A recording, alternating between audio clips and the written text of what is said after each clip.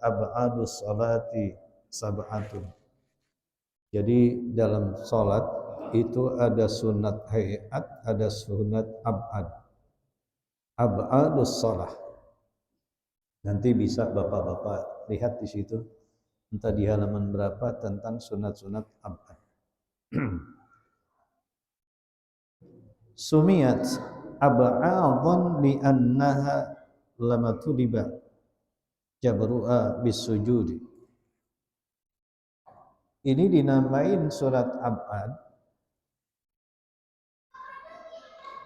adalah karena ketika dituntutnya manakala salah satu pekerjaan ini ada yang tertinggal diganti dengan sujud sahwi.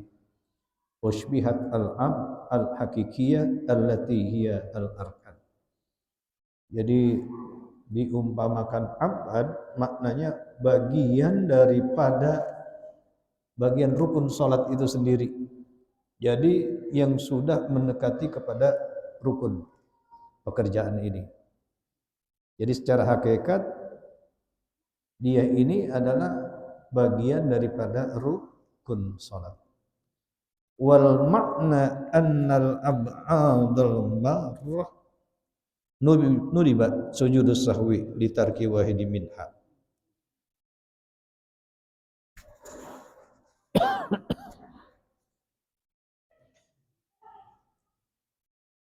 Pengertiannya bahwa sunat ab'ad yang tertinggal itu nudibat sujudus sahwi, dianjurkan kita untuk sujud sahwi litarkil wahidi min'a, bagi yang meninggalkan salah satu saja dari sunat ab'ad atau bagiannya sab'atun yang memang ada 10 au ba'dihi sab'atun. Wa hadha min haitsul ijma' wa huwa al-waqi'u fi kalam Syafi'i wal ashab. Dan ini secara global yang disebut dengan sunat ab'ad ini menurut pandangan Imam Syafi'i dan para sahabat. Walihada iktasara alaihi al-mu'allifu, oleh karenanya ini disingkat menjadi 10 yang padahal wa illa fahiya bitafsili isyruna. Ketika dirinci ini jumlahnya ada 20 hal yang kalau tertinggal harus dengan sujud sahwi kalau dirinci. Namun secara globalnya ada 7. Yang pertama dan kedua al-qunutu wa qiyamuhu. Kunut dan berdirinya. Ketika kita tinggalkan kunut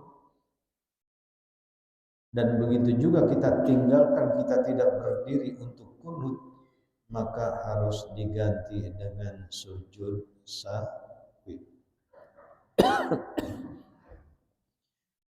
Kemudian ketiga dan keempat wassalatu 'alan nabi sallallahu alaihi wasallam bihi wa qiyamuha. Membaca selawat atas Nabi Muhammad sallallahu alaihi wasallam dan juga berdirinya pada saat kita nih baca selawat. Kalau tadi kunut, doa kunut kita baca ditutup dengan selawat, ternyata selawat nggak dibaca, padahal doanya kita baca, itu pun harus diganti dengan sujud sahwi karena meninggalkan selawat. Begitu pentingnya karena dia merupakan sunat ab'ad. Bagaimana baca selawat, hadirin? Kebanyakan ini di dalam hadis-hadis itu kan Allahumma shalli ala Muhammad wa ala ali Muhammad kama shallaita ala Ibrahim wa ala ali Ibrahim. Namun mengapa para ulama menambahkan dengan kata sayyidina. Jadi enggak cukup Allahumma salli ala Muhammad, tapi Allahumma salli ala sayyidina Muhammad. Mana afdal? Ketika kita cuma mengucapin Allahumma salli ala Muhammad dengan Allahumma salli ala sayyidina Muhammad, mana lebih afdal? Afdalan kita mengucapin Allahumma salli ala sayyidina Muhammad. Kenapa di sini takdim kita, takdim kita kepada manusia yang paling dimuliakan Allah Subhanahu wa taala. Kita terhadap sesama saja itu Masya Allah, rasa hormat kita, rasanya kok kita tidak hormat, itu tidak etis dan tidak enak. Di sini didikan adab dan didikan akhlak penting di tengah-tengah kehidupan. Contoh begini dah, yang paling gampang nih. Kenal lurah. Lurah biasanya ada titelnya enggak? Ada enggak titelnya? Ada. Kemudian begitu kita persilakan dia sambutan, kita cuma sebut namanya saja. Misalnya Lurah Saripudin. Kepada yang terhormat Bapak Lurah yang bernama Saripudin, saya persilakan untuk sambutan. Etis enggak kita di tengah-tengah umum seperti itu? Padahal dia punya titel, tapi enggak kita sebutkan titelnya. Di sini kita rasanya Masya Allah, ada ganjelan, enggak bakal tega kita mengucapin itu. Apalagi di tengah-tengah umum. Nah ini di hadapan Allah, yang Allah sendiri, wa innaka la'ala khuluqin azim. Engkau wahai Muhammad yang memiliki akhlak yang begitu agung. Nah, kita akhlak terhadap Nabi kita Muhammad sallallahu alaihi wasallam, hendaknya kalau baca selawat itu harus diikuti dengan kata sayyidi. Walaupun memang Nabi enggak minta.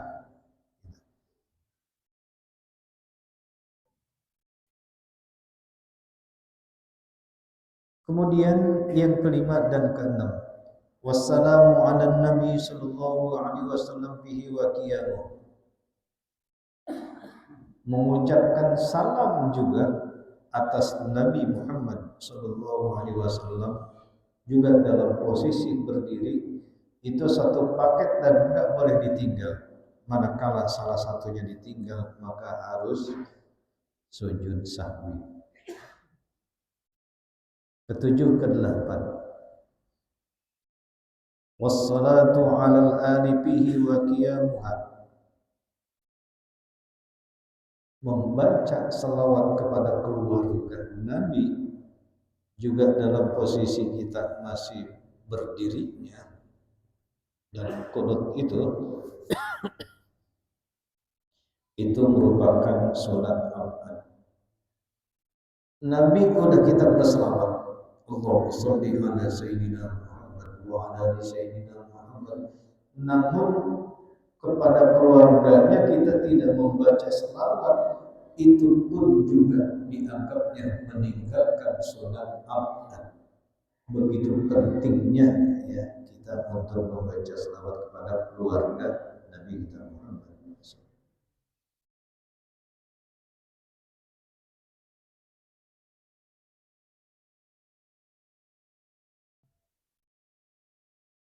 Kemudian 9, 10, wassalamu alaihim bihi wa qiyamuh, dan juga tidak mengucapkan salam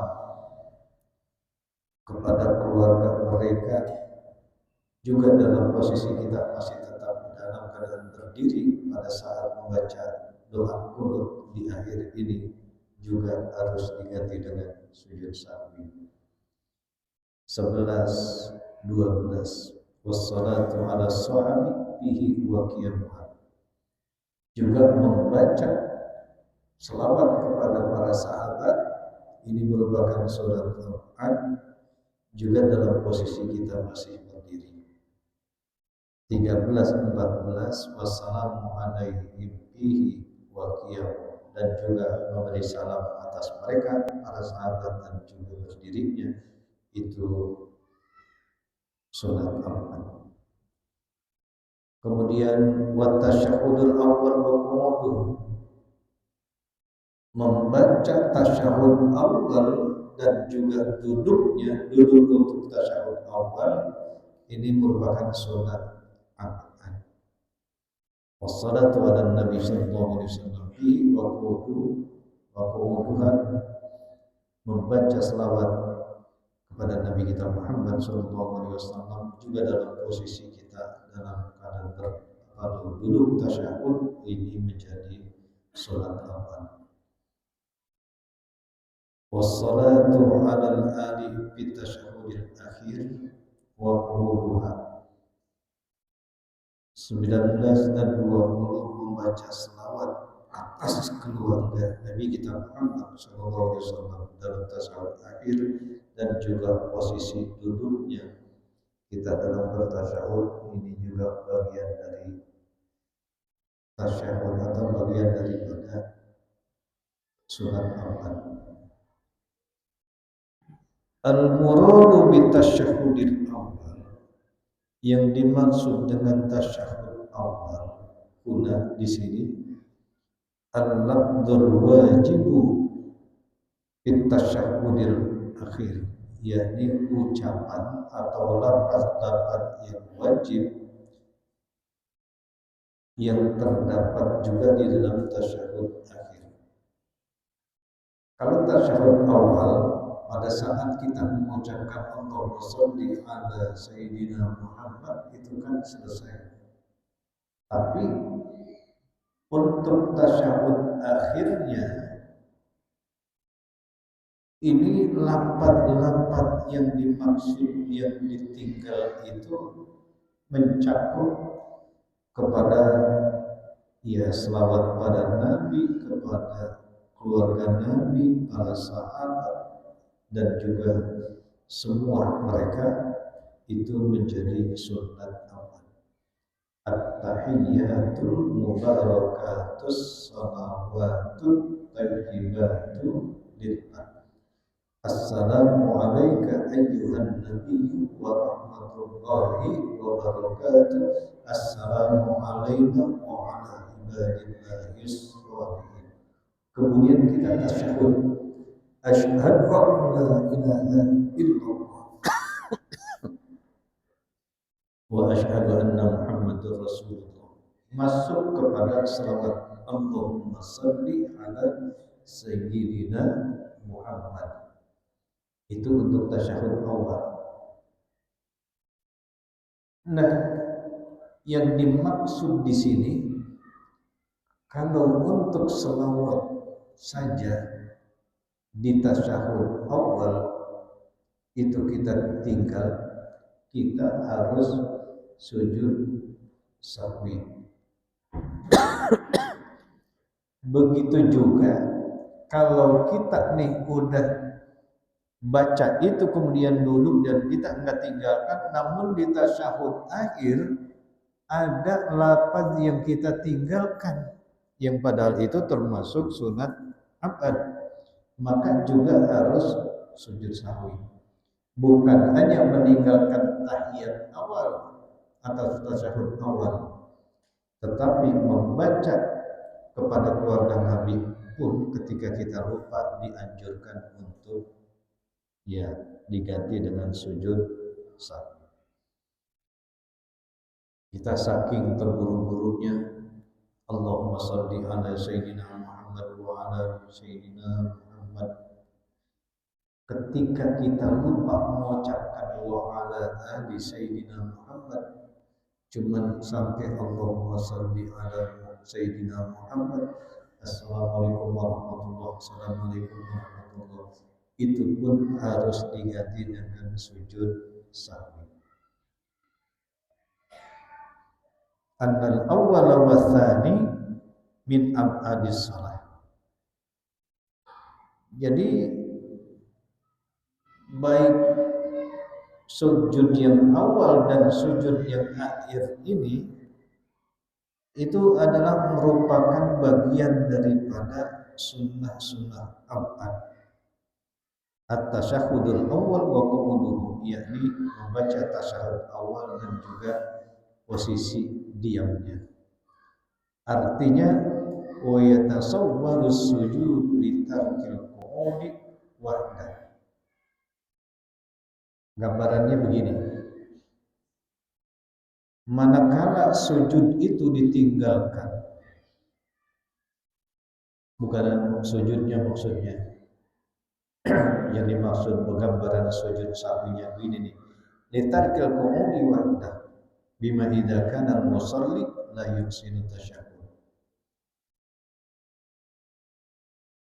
Yang mestinya orang yang sembahyang itu dia harus duduk, duduknya sendiri itu aja udah dia tinggalin, berarti dia sudah meninggalkan tasyahud, apalagi dia tidak membaca tasyahud. Berarti maka diganti nanti sebelum dia salam harus dengan sujud sahwi. Fa innahu yudlamu minul julus biqadri.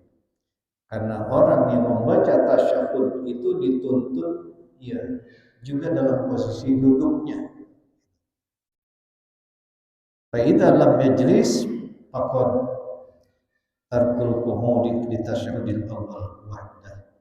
Apabila dia kagak duduk, maka dianggapnya dia ya tidak membaca tasyahud dan juga duduknya. Ini menjadi penting karena anak-anak kita,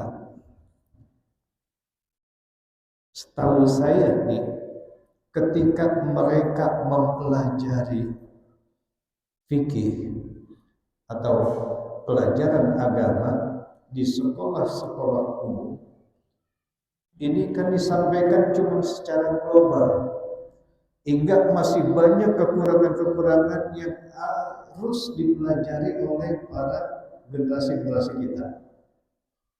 Begitu singkatnya, itu pun kalau dia lagi diterangin sama gurunya, dia dengerin, dia bisa paham, kalau enggak lewat. Dan dia sholat itu cuma kebanyakan ikut-ikutan. Sehingga pada saat pelaksanaan sholat, orang yang ngaji dengan orang yang tidak ngaji, prakteknya itu akan sangat berbeda. Nah, kalau anak yang dari pondok pesantren itu kita nggak ragukan lagi karena memang mereka dipantau terus nih oleh guru-gurunya sampai mereka tahu bagaimana sholat yang benar. Tapi kalau dia sekolahnya cuma sekolah umum, kemudian mendapatkan pelajaran agama seminggu cuma 2 jam pelajaran, katakanlah dalam 1 jam pelajaran 30 menit, seminggu dia cuma dapat 70 menit. Pelajaran apa yang mau disampaikan dan materi apa yang dia udah cerna atau dia serap dari guru-guru agamanya tersebut. Sehingga diharapkan anak di mana akidahnya harus kuat ini sulit karena materi harus terbagi. Dalam kurikulum itu muatannya harus ada akidah, harus ada syariah. Ketika disampaikan syariah, akidahnya sudah tertinggal. Ketika disampaikan akidah, syariahnya juga banyak yang tidak terbawa. Dan ini enggak cukup untuk kita bisa membekali anak-anak cuma ngandelin di bangku sekolah. Untuk itu yang paling cakep, bagaimana anak-anak remaja kita giring, kita ajak duduk bersama, atau kita panggil khusus pengajian remaja yang mereka enggak cuma belajar selawat saja, tetapi bagaimana ditanamkan akidah Islamiyah, dan juga mereka harus disampaikan ya bagaimana tata cara ibadah yang benar. Wa kullu man bi ghairi ilmin ya'malu a'malu mardudatun la tuqbal. Setiap pekerjaan ibadahnya yang tidak dilandasi dengan ilmu, maka pekerjaan itu sia-sia, mardud, tertolak, la tuqbal, enggak diterima. Jadi apa yang kita lakukan harus berdasarkan ilmu. Apa banyak efeknya ketika mereka tidak tahu? Banyak. Bapak nanti bisa lihat. Sekali-kali coba pilih tempat di belakang, bagaimana anak remaja kita praktek sholatnya. Apalagi sekarang ini, maaf nih, begitu ada mainan yang, coba lihat, ketika sembahyang, yang tua-tua pada di depan semua, di belakang adalah anak-anak, sehingga pada saat udah berlangsungnya itu sholat, masuk di rakaat yang pertama, begitu sujud mereka dengerin pada saat sembahyang Jumat. Apakah itu dipahami oleh para orang tuanya? Dan padahal itu tanggung jawab orang tua, ketika anaknya buat gaduh, orang tuanya dapat dosa juga dia. Mengapa anak berisik? Karena dibiarkan. Mengapa dibiarkan? Karena yang membiarkan kagak ngerti. Kalau orang yang ngerti, kewajiban kita, dunia anak-anak adalah dunia main. Tetapi kita yang tua, jangan biarkan anak itu main tanpa aturan. Di rumah oke, dia mau jungkir balik gak masalah. Tapi kalau sudah masuk ke rumah Allah, anak perlu ditertibkan. Saya setuju ini dengan Bang Jaya nih. Dimana pada saat anak sudah di sini, ya harus dijaga sopan santun. Kalau dia mau selawatan, cakep. Nah kita nih, meskipun bukan orang tuanya, berkewajiban, nah kalau di masjid, tolong ini rumah Allah, jaga kehusyuan. Nanti mengganggu orang tua lain yang kepengen khusyuk ibadahnya. Itu tanggung jawab bersama, bukan hanya pengurus masjid tanggung jawabnya. Pada saat kita membiarkan anak itu liar, membiarkan anak itu berisik, membiarkan anak itu ngobrol, maka yang berdekatan dengan anak kalau negor, dia dapat dosa. Ini ajaran Islam. Kenapa? Karena al-kalamu thayyib shadaqah. Mengucapkan kalimat-kalimat yang benar itu berpahala, itu sedekah. Enggak mesti ngeluarin duit sedekah, Pak. Jadi kita ini punya tanggung jawab moral semua nih. Saya paling tidak setuju ketika ada orang beresin anak-anak, kemudian dia ngomong, biarin anak-anak mah udah biasa. Ini omongan yang keliru. Justru kalau sudah masuk ke dalam rumah Allah, yang paling asyik tenang. Karena kita ibadah pengennya khusyuk. Dalam posisi tenang aja kita masih digoda oleh setan. Apalagi posisi kita dalam keadaan ada anak ribut, itu kekhusyuan bisa pecah. Ada imam yang kepengaruh dengan makmum, artinya anak-anak berisik, akhirnya hitungan rakaat bisa jadi lupa. Ada enggak? Ini kita tanya di imam nih. Oh iya ya, karena berisiknya anak-anak, Dia lagi mau baca surah, itu surah kagak selesai dibaca. Karena anak-anak, wala antum abiduna ma'abud wala ana abidu ma'abatum wala antum abiduna ma'abud. Anak makin recet di sana, selesai enggak tuh surah? Ini kesian imam juga. Nah, kita sebagai makmum juga yang taunya terima beres, keganggu juga. Masya Allah, iya ya. Apa gue berhenti dulu ini ya, ngomelin tuh bocah? Kan nggak mungkin. Makanya penting selalu disuarakan oleh imam sebelum usolli, rapihkan barisan, rapatkan barisan, anak-anak, tolong kita ini mau ibadah menghadap Allah. Jangan ada yang bersuara. Itu yang bagus begitu tuh kita pesan. Kalau di rumah mereka ya terserah. Mereka mau jungkir balik juga itu gak masalah. Tapi kalau sudah di rumah Allah, kita punya tanggung jawab moral untuk bagaimana menertibkan. Saya masuk ada di sebuah masjid, Pak. Masya Allah, itu anak-anak dia diacak sama orang tuanya. Kemudian itu anak karena dibimbing di samping orang tuanya dipesan, nah kamu sholat ikut ayah, ikuti gerakan ayah dan kamu jangan menoleh ke sana kemari. Kita lagi berhadapan dengan Allah. Karena dibimbing sama orang tuanya, akhirnya tuh anak ngerti ngikutin akhlak orang tuanya. Kan kalau di bagian sana, maaf di bagian sana, itu anak dikirim ke masjid orang tuanya kagak ngikut. Ya bisa jadi anak itu ribut karena nggak ada yang ngaruhin, ada yang ngaruhin orang tuanya marah. Bukan di sini, di sana. Jadi ini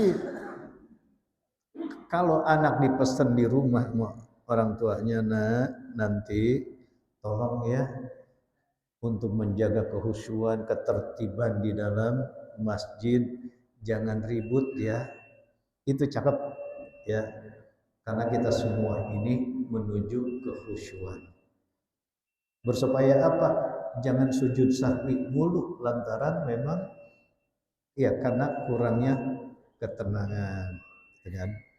Oh di sini alhamdulillah saya nggak pernah dengar satu anak saja yang bersuara. Ya. Satu anak yang bersuara, saya kagak dengar. Wallahu a'lam bishawab. Al-Fatihah.